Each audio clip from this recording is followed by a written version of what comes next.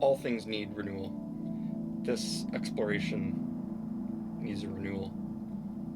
The man on this exploration is seeking something. I was praying the other day, God, reveal your face to me.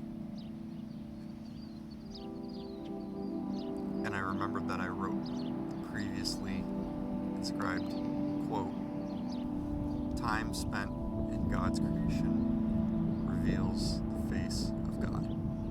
On the front of my journal, I write tons of quotes on my fronts of my daily journals, my logs, my to-do lists. It's kind of all rolls into one thing.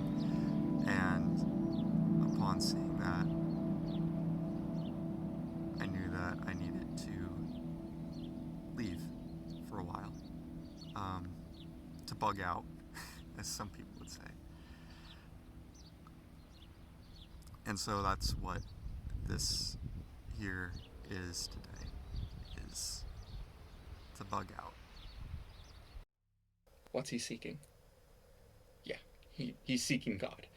Always has been. Hopefully, he always will be. Something in him knows that's why he poured energy into competitive robotics, into building race cars, into being like a really good engineer. Like there's something about God that he was pursuing in these activities, and he couldn't quite put his finger on it. He got wrapped around an axle, sure. An axle, or maybe we really should say axis, that he's still trying to unwrap from. It's not a bad axis, it's just orthogonal, you know? This is the world as we know it through our rational faculties. It's the material world. But, as we know, there's something that's not quite complete about it. There's a hole, okay? Right. It's the same hole that Gödel points to in his incompleteness theorem. It's the same hole that Pascal speaks of when he talks about an infinite abyss that man is longing for. It's the hole. The fact of the matter is, we don't fill the hole. We transcend the hole with something that is orthogonal to the plane of the material existence. Something it's got a completely new access the material world cannot comprehend. It does not have language to really talk about. All it can do is identify that, hey, there's this point here. There's this point that there's a hole in our logic, in our thinking, in our reasoning that we can't fill because we can't pull from it anything else. There's always going to be this hole. The only thing we can do is hope that something else will come and transcend it. That is what's going on here. If you've read Zen and the Art of Motorcycle Maintenance, you know how Robert Pirsig wrestles with this. His Phaedrus finds that there's just something behind the mind-matter dualism that he can't define, but he knows it's real. It's not in the system, but he knows it's real. He sees the whole. More importantly, he's been wrapped up in its transcendence. He's been caught up. So he knows that there's something.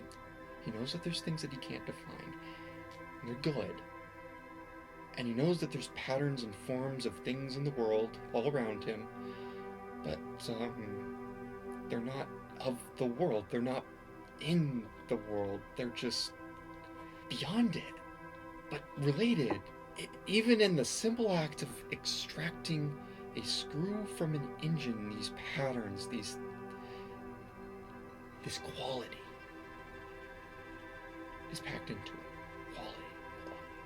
He eventually finds this word quality is basically the Greek word arete, which we translate as well as virtue, excellence, quality.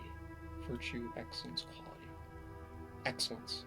That is a word that this man is familiar with. That's a word he's pursued before. He met it a few times when he built this first Lego League robot, or he helped some kids build this. He was the lead mentor on it. It had a simple design. It was serviceable. It looked elegant. It was explainable and justifiable from top to bottom. Even the hack of taking the computer out and putting it into a different chassis to accomplish a different task. Excellent.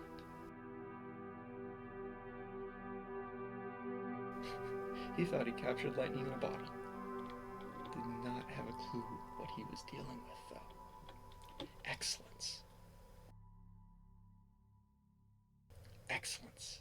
It's that same excellence he felt when he walked into divine liturgy for the first time. It's that same excellence he feels when he walks out of confession every time. When he puts new gas shocks on the laser cutter, when his underling student finally understands a concept. He just wants everything to have this excellence. And rightly so. I came so that they might have life, and that they might have it abundantly. This is what Christ tells him. Not just life, but excellence. Christ wants him wrapped up in his divine energies, in his excellence. What is it? What is this excellence? He wants to know. He wants to know so that he can find it, so he can hunt it down, so he can capture it. And Persig is right.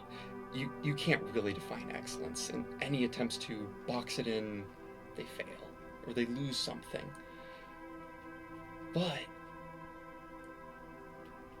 you, man, have sense for it when you see it. If you are to be more attuned, you can sense where it will be too. What are you to be attuned to, though? Oh, examples, motions, machines, learning, books, spreadsheets, rational analysis. We will fully understand the laws of this universe, and with enough computation, we will solve all the problems and shift off this. No, that's it's a failure to transcend right there. It's just shuffling material.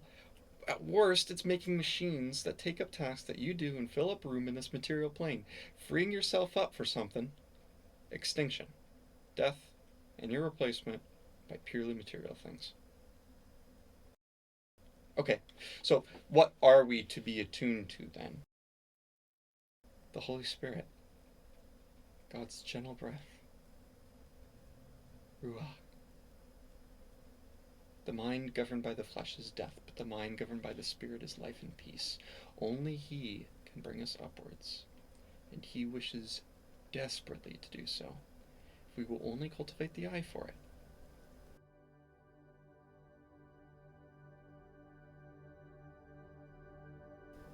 So God made man the steward of creation, and that's what we're here to do with technology.